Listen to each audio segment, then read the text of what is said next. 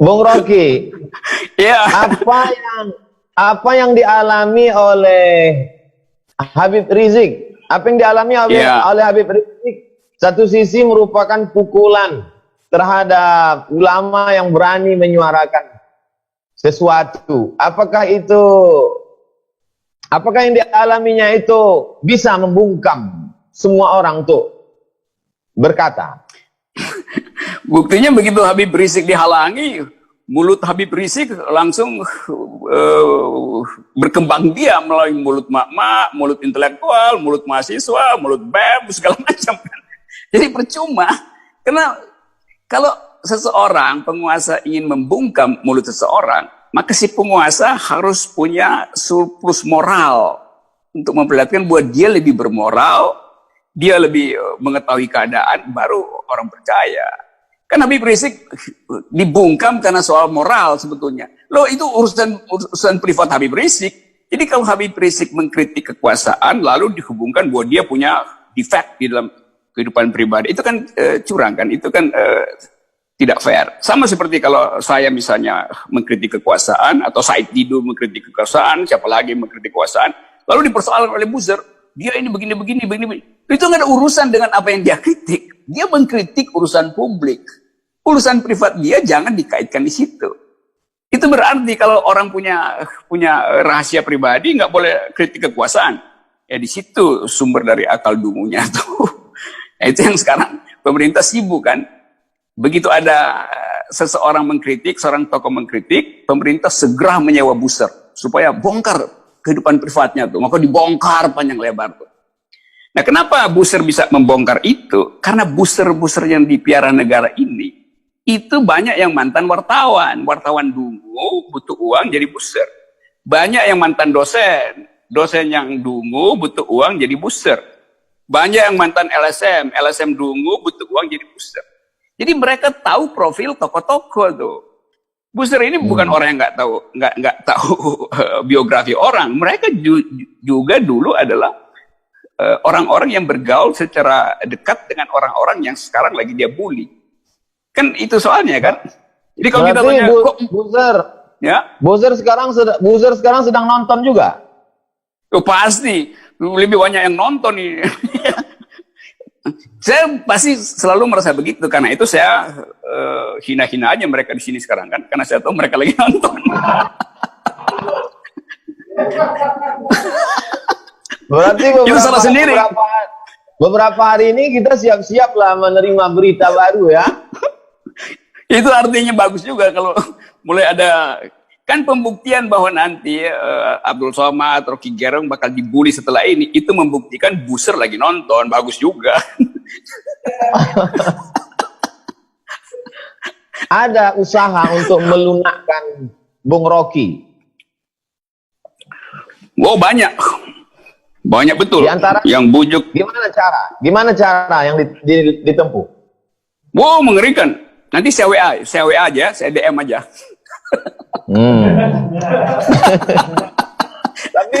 Tapi kalau DM nanti buzzer penasaran. Ya buzzer udah ngerti lah kalau saya kasih sinyal DM, berarti besok itu dia akan berupaya untuk nyusup, menghack ke nomor WA Ustadz Somad itu, atau nomor saya. Itu udah standar prosedur. Wong WA BEM aja bisa dia masukin dan diambil alih, gimana? Twitter saya kan dirampas sama buzzer, sama juga kan. Dan buzzer senang bahwa saya nggak punya Twitter. Dia lupa bahwa dengan nggak ada Twitter dia nggak bisa bully saya. Sementara saya bisa bully mereka melalui forum semacam ini kan. Itulah. Iya. Itulah dungunya mereka ya, Bung Rod. Apa itu istilahnya? Mungkin apa sebetulnya dosa besar? Apa sebetulnya dosa besar Habib Rizik sehingga dihabisi buzzer? Loh, Habib Rizik itu nggak ada dosa politik. Kan dia kritik politik, lalu dihubungkan dengan dosa-dosa privat. Yang ada urusan apa? Dosa privat itu urusan Habib Rizik dengan akhirat. Nggak ada hak buzzer atau kekuasaan untuk menilai seseorang selain hubungan dia dengan sesuatu yang dia anggap dia akan bertanggungjawabkan nanti kan. Tapi orang menganggap bahwa itu adalah kriminal segala macam itu. Sehingga seluruh dunia bahkan dikirimi notifikasi Interpol untuk untuk soal yang ajaib gitu kan. Jadi biasa aja kan Habib Rizik mengkritik. Tapi tentu kita tahu Habib Rizik di belakangnya ada gerbong yang bersiap-siap untuk menjadi oposisi. Jadi dihalangi justru karena Habib Rizik punya gerbong itu. Saya untung nggak punya gerbong, tapi yang nggak punya gerbong seperti saya pun dihalangi. Apalagi yang punya gerbong kayak Habib Rizik. Tetap Habib Rizik adalah tokoh politik yang punya potensi untuk menghasilkan pikiran alternatif terhadap penyelenggaraan negara ya. Itu hal yang justru mesti dirawat lah sebagai loyal opposition. Karena Habib Rizik nggak angkat senjata untuk menjatuhkan pemerintah. Ya. Apa bahayanya bagi kekuasaan, Bung Rocky? Kekuasaan yang paling dungu itu kekuasaan yang anti pikiran. Saya setiap hari cuma mengucapkan pikiran. Abdul Somad mengucapkan pikiran, Habib Rizik mengucapkan pikiran, Said Didu mengucapkan pikiran, si Ronald Buton mengucapkan pikiran. Nah, kekuasaan yang takut pada pikiran itu kekuasaan yang nggak punya pikiran. Padahal demokrasi itu adalah pemerintahan akal melalui pemerintahan rakyat.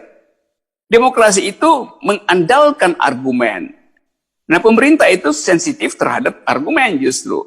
Pemerintah balas dengan sentimen. Loh, kalau kita mau berdebat, kita pasang argumen secara setara. Jangan saya pakai argumen, yang sana pakai sentimen. Lalu mulai mengeksploitasi keburukan-keburukan orang yang tidak argumentatif.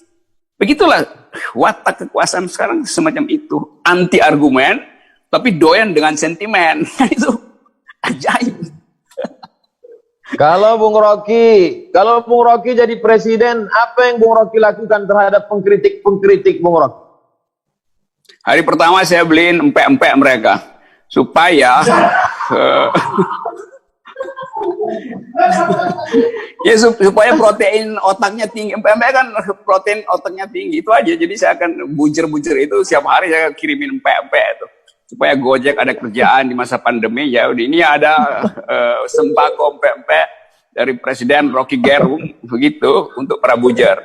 Lalu dikasih gambar presiden. Tapi saya nggak pakai logo istana, saya pakai logo emak-emak. Itu. Bung Rocky kan akademisi filsafat UI. Apa mungkin setelah populernya Bung Rocky, banyak anak-anak muda kita ingin kursus akal sehat melalui filsafat. Apa sih filsafat itu, Bung Rocky? Filsafat itu dimaksudkan dari awal untuk beroposisi dengan kekuasaan. Filsafat dilahirkan justru untuk menghalangi kekuasaan jadi absolut.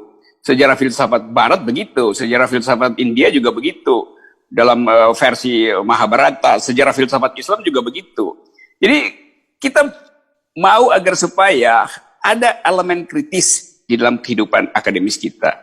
Tetapi kalau kita lihat sekarang, kita lihat universitas besar, UGM, mahasiswanya dikontrol oleh rektor. Rektornya ketakutan mahasiswa bikin aktivitas berpikir yang ada basis filosofinya. Lalu diancam. UI juga begitu, banyak seminar yang dibatalkan hanya karena semacam sinyal samar-samar dari rektor. Kenapa itu terjadi? Karena rektor sekarang adalah bawahan presiden. Jadi rektor-rektor ini selalu kan punya semacam maksud yang terselubung, yaitu mendekatkan pada kekuasaan. Kalau dari Safol bisa jadi menteri pendidikan, maka dia larang orang berpikir. Dianggap bahwa kadang-kadang dianggap Anda mahasiswa itu tidak boleh bikin seminar, harus dibimbing oleh profesor.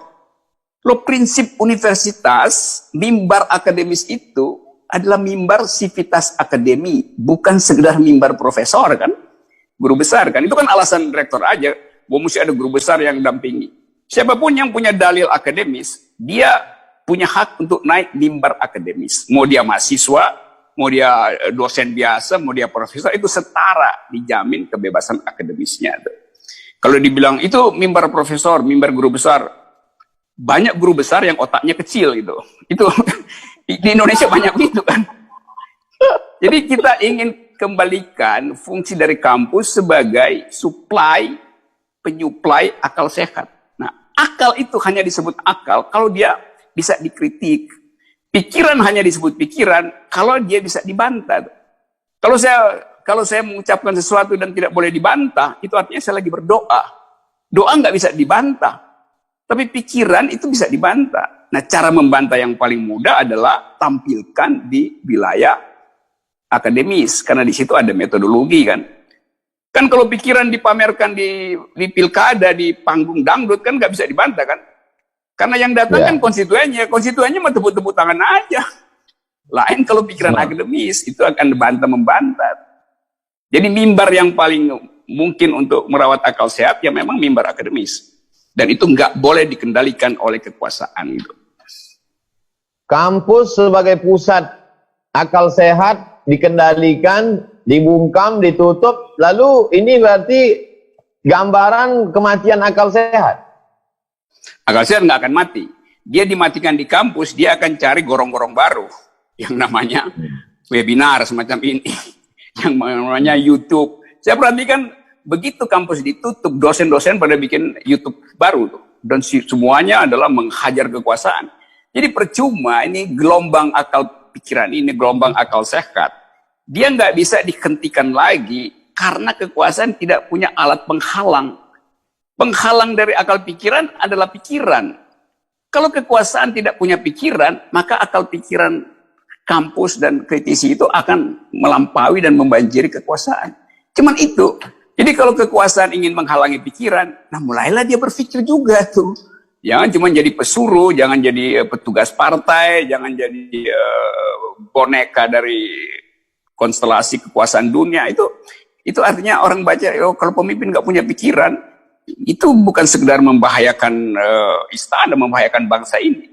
Karena konstitusi menyuruh supaya kita tumbuh dalam pikiran, cerdaskan kehidupan bangsa, itu perintah konstitusi yang nggak main-main. Nah, karena itu kalau presiden misalnya tidak mencerdaskan kehidupan bangsa, dan kita bisa ukur itu secara kuantitatif, itu bisa dinyatakan dia tidak menjalankan konstitusi. Maka ya bisa diimpeach karena tidak mencerdaskan kehidupan bangsa, kan akan jadi tertawaan sejarah. Ada presiden yang diimpeach karena tidak mencerdaskan kehidupan bangsa. Lalu orang mulai berpikir, kenapa dia tidak mencerdaskan kehidupan bangsa? Ya. Tapi kampus tidak boleh bicara tentang impeach.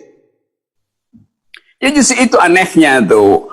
Kampus Fakultas Hukum nggak boleh bicara tentang pemaksulan. Padahal Undang-Undang Dasar mengatur soal pemaksulan. Loh, kampus bicara tentang apa yang diatur undang-undang kan?